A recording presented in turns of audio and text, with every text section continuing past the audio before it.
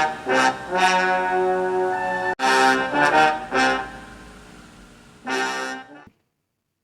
guys, hope you're having a great day. Hey guys, it's going to be a short one. Just going to play a video here starting off. On to somebody, okay? Make sure you maintain situational awareness to recognize when it's time to modify and adapt your grip and modification and your hold on this person, and recognize that and have the self-discipline to do just that. Don't find yourself ending up because of your own adrenaline dump and excitement in the moment that you end up doing something that could escalate the situation. And in this case, to the point where someone dies, and now you're fighting for your life in court, spending time, money, and effort, and all you were trying to do is do the right thing. Guys, I'm going to tell you something. Adrenaline dump. Make sure you Let me get this turned off. Yeah. Where's my paper at, buddy? Okay. There you go. Yeah. This gentleman's talking about Daniel Penny, and he's talking about an adrenaline dump, and make sure you're aware of situational awareness, and that's great if you was talking to some lay person on the street. You're talking to a United States Marine. That's what Marines train for. Marines train from the time you go in boot camp for things, the worst. You train for the worst, and that's just the way it is. So it's funny that people, and this gentleman means well. He was wishing Penny the best and so forth, but he's given this speech as if Penny is at fault, as if Penny caused what happened. First of all, he didn't cause what happened. He's minding his own business on the bus when Jordan Neely got on there. But there's 75% here. Let's talk about there's four things that we know of. Now, the medical examiner he mentioned a schizophrenic episode, all kinds of different things. But let's just say four. Let's say drugs. Jordan Neely was high and tweaking on drugs. We don't even know what kind of drug he was on because it was on K2. He smoked something sprayed onto wood or chips or potpourri or marijuana, synthetic marijuana. He's on drugs. Second of all, when the police get there, they think he's overdosed, which he more than likely did, and they give him Narcan. Is he allergic to Narcan? Could be. That would cut down on his breath, just like the drugs would. K2 it affects your breathing.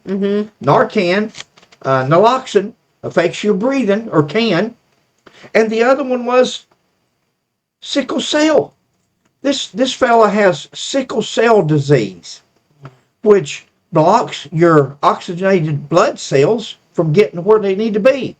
So you've got three different things that could have caused Neely's demise.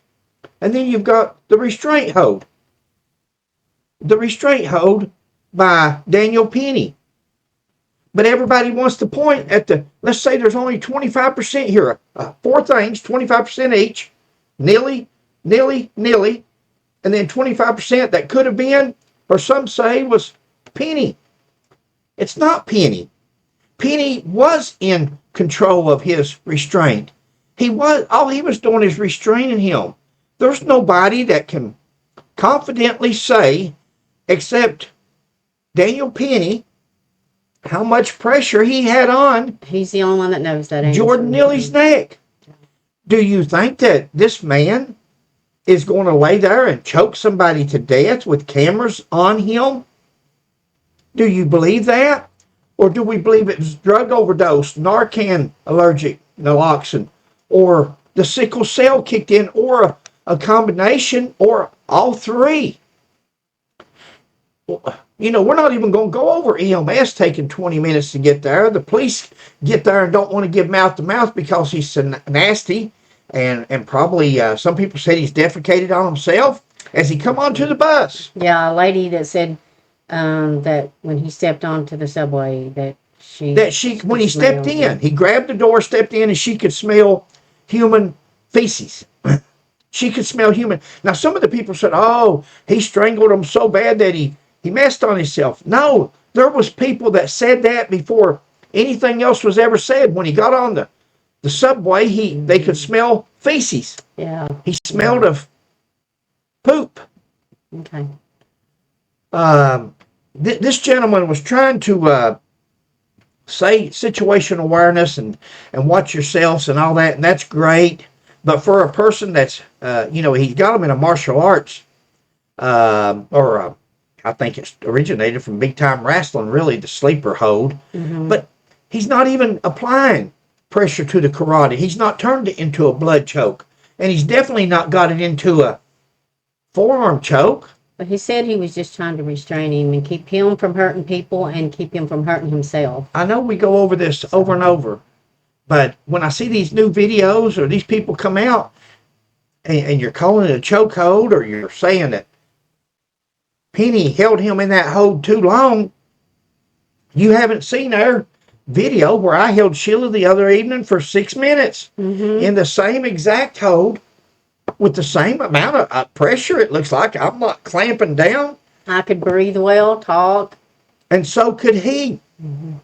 Had he not been experiencing a sickle cell attack, schizophrenic attack, a shock attack, because he'd done this so many times and got on these subways and threatened people and got money just to sit down, that he couldn't comprehend that all of a sudden somebody's actually took a hold of him and got him in a position where he wasn't in control.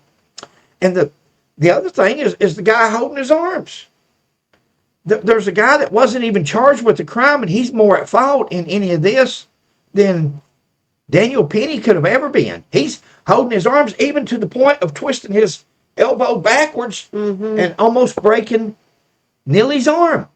But yet Alvin Bragg doesn't charge him because, one thing, he's of color, and we're going to discuss that. We're going to do a video on that in a minute. Race, color. We're going to do that. But Alvin Bragg let him go for him to testify and say, well, I think he should have let him go faster, earlier. Thanks, guys. Sheila, what you got on it?